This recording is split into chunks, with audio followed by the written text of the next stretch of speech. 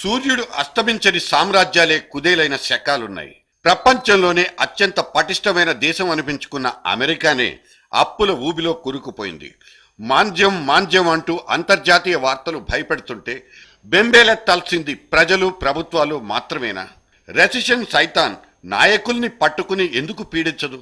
రాజమందిరాలు రాణివాసాల దాకా మాంద్యం ఎందుకు సోకదు? బర్మింగ్హామ్లోని ఒక ఫైన్ ఆర్ట్స్ స్టూడెంట్ ఈ సందేహాన్నే భరించలేకపోయాడు. అందుకే తన క్రియేటివిటీనంతా ఖర్చు పెట్టి ఒక ఎక్స్పెరిమెంట్ చేశాడు.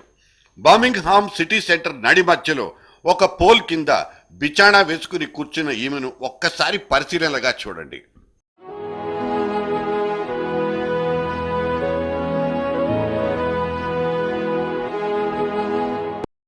అవును, సాక్షాత్తు బ్రిటిష్ రాణి 2వ ఎలిజబెత్ లా ఉంది కదూ?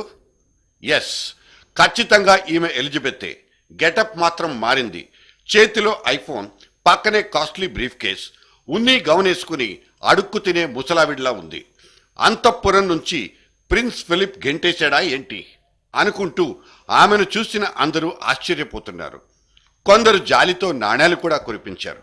ఎలిజబెత్ రాణి ఆదాయం గంటకు ఇప్పుడు 12 పౌండ్లు మాత్రమే.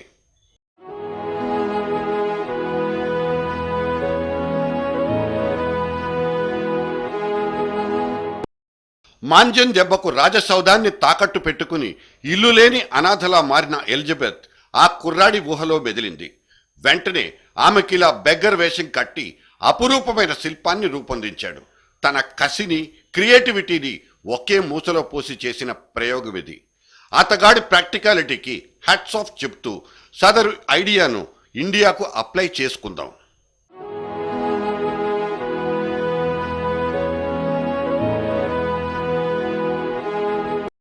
దగాకోరు పాలనతో జనాన్ని యాచకుల స్థాయికి తీసుకొస్తే సదరు లీడర్లకు పట్టేది కూడా ఇదే గతి.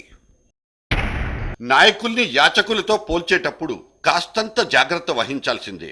ఎందుకంటే ఇక్కడ యాచకుల మనోభావాలు దెబ్బతినే ప్రమాదం కూడా ఉంది. హక్కుల కోసం పోరాడే యాచకులు ఏకంగా ఏలూరు కలెక్టర్నే చుట్టుముట్టేశారు. ముప్పు తిప్పలు పెట్టారు. 3 చెరువుల నీళ్లు తాగించబోయారు. మనుషులంతా ఒక్కటేనన్న కాన్సెప్ట్తో నర్సాపురంలోని యాచకులంతా ఏలూరు కలెక్టరేట్ దగ్గర గుమిగూడారు. ఇళ్లు కట్టివ్వాలని, పెన్షన్లు ఇవ్వాలని, ఉచితంగా బియ్యం పంచాలని డిమాండ్ల చిట్టా విప్పబోయారు. ప్రత్యామ్నాయం చూపిస్తే అడుక్కోవడం ఆపేస్తామని హామీ కూడా ఇవ్వబోయారు. యాచకుల లొల్లి భరించలేక కలెక్టర్ గారు ఆర్డీఓను రాయబారానికి పంపి ఎలాగోలా మ్యాటర్ సెటిల్ చేయించుకున్నారు.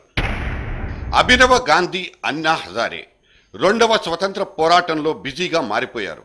ఈ నెల 16న తాను దిగబోయే దీక్ష కోసం పునాదులు బిగించుకునే పనిలో అన్నా పూర్తిగా నిమగ్నమైనట్టు కనిపిస్తోంది. ముంబై ఎయిర్పోర్ట్లో దిగిన అన్నాకు మెగా లెవెల్లో స్వాగత సత్కారం లభించింది. 1000 మందితో సాగిన బైక్ ర్యాలీని ఆయనే ముందుండి నడిపించారు కూడా. అన్నా స్ఫూర్తితో ఇండియా అగెన్స్ట్ కరప్షన్ పేరుతో ముంబైలో ఒక కాల్ సెంటర్ కూడా పనిచేస్తోంది. పటిష్టమైన లోక్పాల్ బిల్లు కోసం ఊపిరినంత వరకు పోరాడతానంటున్న హజారే ఈసారి పకడ్బందీగా రంగంలోకి దిగాలనుకుంటున్నారు. అందుకు కావలసిన జనబలం కోసమే ఈ కసరత్తు. నాగరికత రాకెట్ వేగంతో దూసుకుపోతున్న పల్లెలుగానే మిగిలిపోతున్నాయి. మూఢాచారం గ్రామాలకు గొయ్యి తవ్వి పెడుతోంది. తండాల్లో బతుకులు పొగిలి ఏడుస్తూనే ఉన్నాయి. న్యాయ వ్యవస్థ సుప్రీంకోర్టు దాకా వేళ్లూనుకున్న చెట్టు కింది పంచాయతీలు నిక్షేపంగా జరుగుతున్నాయి.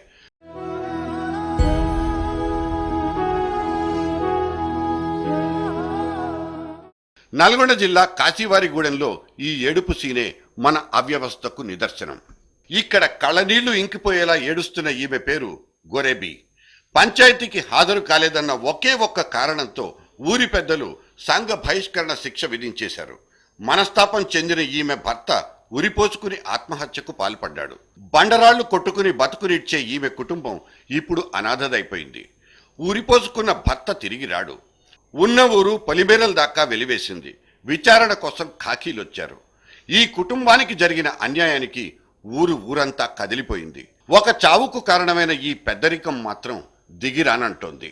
తప్పు తమది కాదంటూ బింకం కూడా ప్రదర్శిస్తోంది. నేను ఆడ బహిష్కరించలే, దాన్ని వెళ్ళిపోమ్మని అనలే. ఎట్లా అంటారు సార్? వెళ్ళిపోమని. అది వేస్ట్ ముచ్చట సార్, అది లేని రోటి బుచ్చి ఏంటంటే ఇప్పుడు ఎట్లా నా భర్త చచ్చిపోయిందని పుట్టించే ముచ్చట. కానీ నేను కుల బహిష్కరణ అసలే చేయలేదు. కుల బహిష్కరణ చేస్తాను, నేను ఒక్కని చేస్తాను, నేను దేవునా సార్. గ్రామీణ సమాజానికి పట్టిన కులం గజ్జి ఇంకా విడిచిపెట్టలేదనడానికి ఇదొక తాజా ఉదాహరణ. మనిషిలో మార్పు రాకపోతే ఈ రాతి యుగపు ఆనవాళ్లు యుగాంతం దాకా కొనసాగక తప్పదేమో.